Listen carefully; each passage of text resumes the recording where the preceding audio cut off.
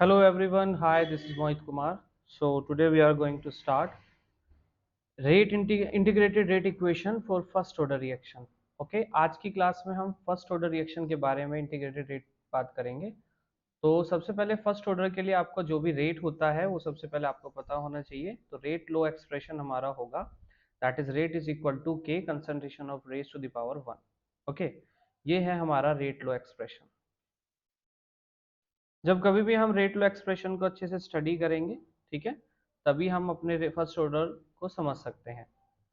अब इसी को आगे बढ़ने के लिए सबसे पहले हम देखते हैं कि जो हमारा रेट है इंटीग्रेशन के लिए हम क्या लिखेंगे उसको, that is minus D concentration of R and divide by d t. इस तरह से इक्वल टू यहाँ से हम वैल्यूज को सेम रखेंगे के कंसंट्रेशन ऑफ आर। सबसे पहले नेक्स्ट स्टेप में क्या करना है, जो आर वाली वैल्यूज है उनको एक तरफ कर लीजिए और जो टी वाला वैल्यू है उसको एक तरफ करेंगे। हम तो टी को इस तरफ भेज रहे हैं और आर को नीचे की तरफ लेके आते हैं। तो नेक्स्ट स्टेप हमारा कुछ इस तरह से दिखेगा, इसको इस तरफ लिख देते हैं, that is minus D concentration of R divide by concentration of R is equal to k and d t. ठीक है, नाउ इंटीग्रेशन करते हैं। सो ऑन इंटीग्रेशन जब हम इसको इंटीग्रेशन करेंगे तो इंटीग्रेशन के टाइम पे क्या होगा, that is integration of minus D concentration of R divide by T, sorry concentration of R is equal to integration of K D T. कुछ इस तरह से वैल्यूज होंगे। अब इसके लिए कुछ फॉर्मूले हमें फिर से याद रखने पड़ेंगे। फॉर्मूला फॉर इंटीग्रेशन, फॉर्मूला क्या होता है कि अगर आपको कभी भी इंटीग्रेशन करना है like integration of D x divide by x, तो उसका आंसर होता है एल एन एक्स। ठीक है, एल एन एक्स क्या होता है, एल एन एक्स एक नेचुरल लॉग होता है कि जो सबसे पहले लॉगरिथम हम यूज करने वाले हैं उसमें एल एन एक्स को नेचुरल लॉग कहा जाता है। ठीक है, तो ये लॉग जो होता है कभी कभी कुछ किताबों में इसके बारे में लॉग ई बेस पर एक्स भी लिखा हुआ है, तो आप उसको भी लिख सकते हैं, यानी कि एल एन एक्स जो है वो बिल्कुल बराबर होता है लॉग ई बेस पर एक्स। लेकिन फिलहाल अभी हम एल एन एक्स को यूज करेंगे इस स्टेट पे, तो उसको डायरेक्टली ध्यान रखेंगे। और दूसरा फॉर्मूला जो हम यहाँ पे यूज करने वाले हैं दैट इज डी एक्स का जो इंटीग्रेशन होता है वो होता है आपका एक्स। ठीक है, तो दोनों फॉर्मूले को यहाँ पे आपको ध्यान रखना है और इन इसके इक्वेशन के अंदर हम इसको पुट करने वाले हैं। तो पुट करने के लिए सबसे पहले हम नेक्स्ट स्टेप में चलते हैं। नेक्स्ट स्टेप हमारा हो जाएगा दैट इज कि इंटीग्रेशन के लिए यहाँ पे हमारा वैल्यू आएगा माइनस का एल एन और कंसंट्रेशन ऑफ आर। ठीक है, इज इक्वल टू के डी टी का इंटीग्रेशन यहाँ पे अगर हम करेंगे तो के इज अ कॉन्स्टेंट, वो बाहर आ जाएगा और डी टी का इंटीग्रेशन करेंगे टी। फिर से हमने इंटीग्रेशन को खत्म किया है तो अगेन हम यहाँ पे एक इंटीग्रल कॉन्स्टेंट यानी आई को यूज करेंगे। अभी जिन बच्चों ने वो पुरानी वीडियो अब नहीं देखी है जीरो ऑर्डर वाली, वो देख लीजिए, उसके अंदर हमने आई की वैल्यू के बारे में समझाया है कि कैसे हम इसको निकालते हैं। तो अगेन हम कैसे निकालेंगे, आई की वैल्यू को निकालने के लिए टाइम की वैल्यू को जीरो रखना पड़ेगा। If T is equal to zero, ठीक है, जो भी सेकेंड है मिनट है उससे हम इसकी वैल्यू को फाइंड करेंगे। तो हमारे पास इक्वेशन थी दैट इज माइनस का L N concentration of R is equal to, ये था आपका पास में K T and plus concentration of sorry I. तो टाइम का वैल्यू हमने यहाँ पे 0 यूनिट रखा है, सेकंड है मिनट है जो भी आपका हो सकता है टाइम दिया जाए। मैं अभी फिलहाल यहाँ पे 0 सेकंड रख रहा हूँ।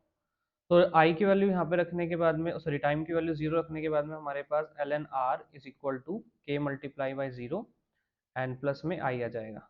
जब इस इक्वेशन को आप सोल्व करेंगे तो यहाँ से L N concentration of R, ठीक है, और इज इक्वल टू आई यहाँ से हम सोल्व कर लेंगे, ये हमारी आई की वैल्यू आएगी। अब यहाँ पे जो R है एल एन आर पहले जैसा ही रहेगा, लेकिन हम इसे थोड़ा टाइम जीरो पे डिनोट करने के लिए हम इसे आर नोड कहते हैं। आर नोड के लिए याद रखना नोट ऑफ द पॉइंट क्या है, नोट करने की बात यह है कि जो हमारा आर नोड होता है, this R naught is also termed as initial concentration of the reactant. ठीक है, इसको हम इनिशियल कंसंट्रेशन भी कहते हैं रिएक्टेंट की। तो इनिशियल कंसंट्रेशन ऑफ रिएक्टेंट के अकॉर्डिंग भी हम इसको यहाँ पे याद रखेंगे। अब इस आई की वैल्यू को जो हमने यहाँ पे इक्वेशन थी इसके अंदर हम इसको पुट कर रहे हैं। So this equation is considered as a first equation. So put the value of i, ठीक है, put the value of i in equation first. पहली इक्वेशन में हम इसको पुट करने वाले हैं, तो हमें क्या मिलेगा यहाँ से, दैट इज माइनस का L N concentration of R is equal to K T and plus I की जगह यहाँ पे हम क्या यूज करने वाले हैं, दैट इज माइनस का ln concentration of R node.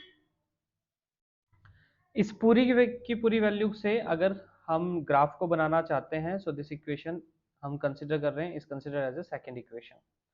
Next point में हम क्या करने वाले हैं कि यहाँ पर ln की जो वैल्यू है इसको पॉजिटिव करेंगे, जिससे कि हम इसका ग्राफिकली रिप्रेजेंटेशन बना सकें। तो उसको नेगेटिव से पॉजिटिव करने के लिए मल्टीप्लाई करेंगे -1 से पूरी इक्वेशन को बाय मल्टीप्लाइंग, ठीक है, -1 बोथ साइड, दोनों तरफ आपको -1 से मल्टीप्लाई करना है। जब -1 से मल्टीप्लाई करेंगे तो यहाँ पे वैल्यू हो जाएगा आपके पास में, that is ln concentration of R, ठीक है, इज इक्वल टू माइनस का kt एंड प्लस में यहाँ पे हो जाएगा आपके पास में ln concentration of R naught. कुछ इस तरह से इक्वेशन विजिबल होगी। So this equation is very important, और इस इक्वेशन को हम यहाँ पर थर्ड इक्वेशन अपनी कंसिडर कर रहे हैं। इस इक्वेशन से हम अपना ग्राफिकली रिप्रेजेंटेशन इजीली कर पाएंगे। तो डायरेक्टली अब हम क्या करेंगे, इस इक्वेशन से y equal to mx plus C की फॉर्म में लेके आएंगे। तो y equal to mx and plus C, तो c हमारा रहेगा ln r नोड, x हमारा टाइम रहेगा, m is our slope that is minus k, और y का वैल्यू क्या रहेगा ln r। तो इसके बेस पे ग्राफ बनाते हैं। तो ग्राफ बनाने के लिए सबसे पहले आपको x एक्सिस और y एक्सिस के बारे में ध्यान रखना है। तो हमारा y एक्सिस क्या था, एक बार फिर से देख लीजिए, that is y axis is ln r, तो y एक्सिस पे रहेगा ln r, और उसके बाद में x एक्सिस पे क्या है आपका टाइम, तो x एक्सिस अवर टाइम।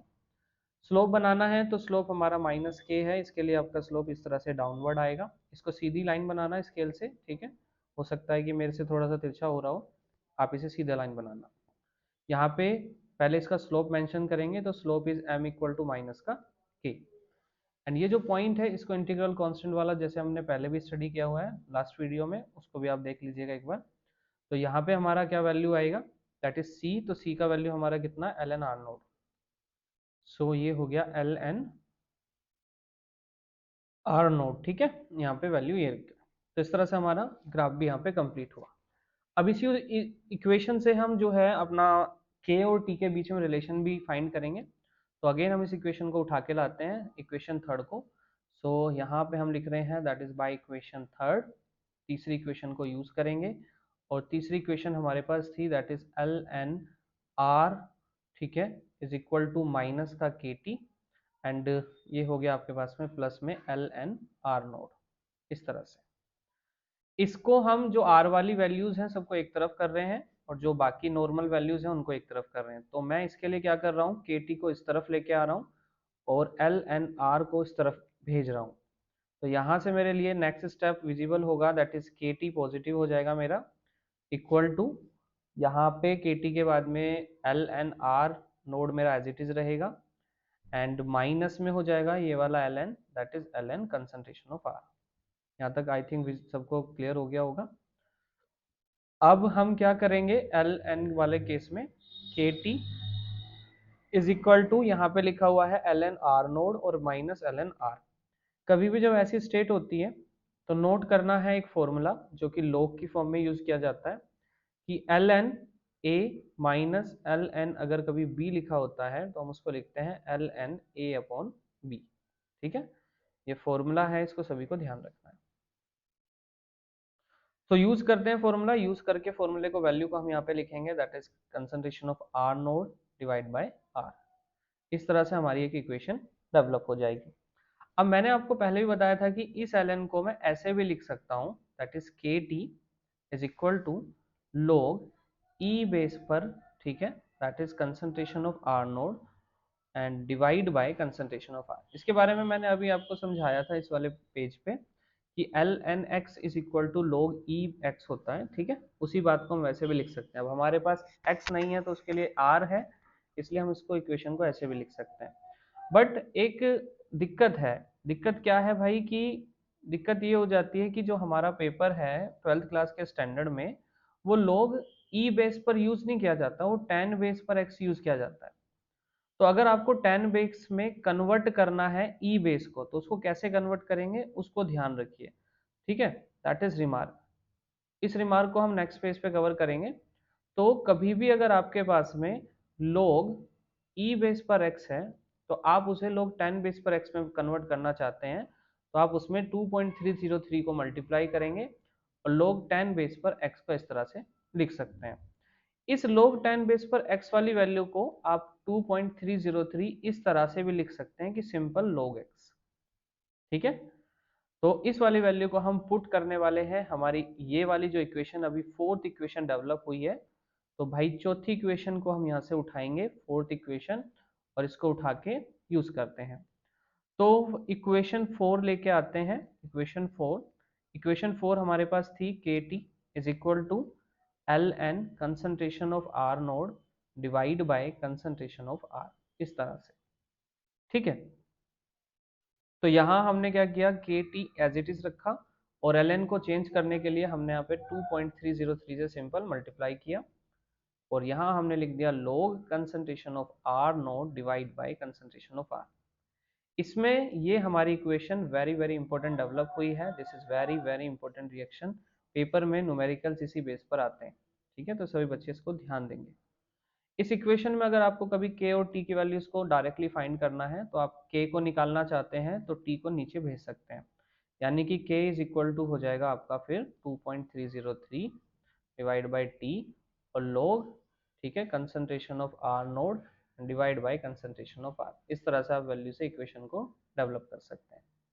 तो यहाँ पे हमने क्या क्या स्टडी किया, सबसे पहले हमने अपने रेट को फर्स्ट लॉ में लिखा है और फर्स्ट लॉ में रेट को लिखने के बाद में हमने इंटीग्रेशन रेट इक्वेशन बनाई और उसके बाद में हमने पहले इंटीग्रेशन को सॉल्व करके ये वाला इक्वेशन डेवलप किया। This equation is very important और यहाँ से हमारी जब आई की वैल्यू निकली थी तो हमने यहाँ पे आई की वैल्यू को कैसे निकाला था कि टाइम की वैल्यू को 0 रखना होगा।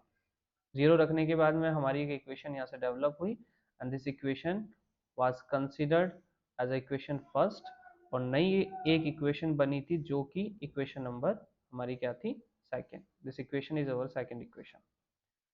इसके बाद में हमने इस ln वाले को ग्राफ में कन्वर्ट करने के लिए y is equal to M X plus C का यूज किया, जिसके अंदर हमने -1 से इसको मल्टीप्लाई किया। मल्टीप्लाई करने के बाद में हमने अपना ग्राफ ड्राइव किया जिसमें कि हमारा y एक्सिस था ln r और x एक्सिस था हमारा टाइम। ठीक है, यहाँ से हमने फिर स्लोप हमने देखा तो m की वैल्यू -k आई थी और इस तरह से हमारा ग्राफ ड्राइव होगा। इसके बाद में हमने इसी जो log वाला कॉन्सेप्ट था, log वाली कॉन्सेप्ट को हमने क्या किया, log ई बेस को कन्वर्ट करने के लिए हमने इस इक्वेशन को थोड़ा और सिंपल, ठीक है, तरीके से लिखा। तो हमारी इक्वेशन जो थर्ड थी ln r is equal to minus का K T sorry plus ln r naught, इसमें हमने k वाली वैल्यूज को अलग किया और log वाली वैल्यूज को अलग किया।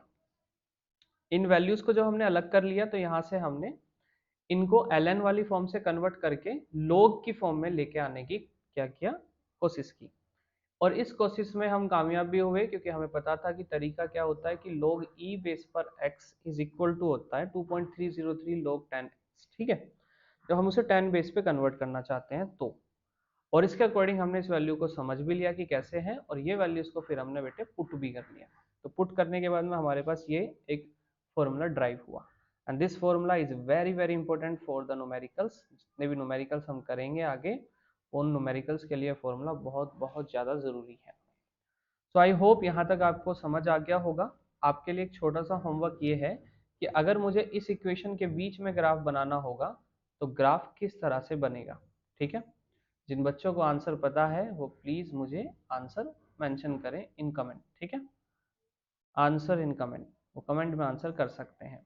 I hope you understood it well. ठीक है, वीडियो आपको पसंद आई तो लाइक करना और अपने दोस्तों को शेयर करना।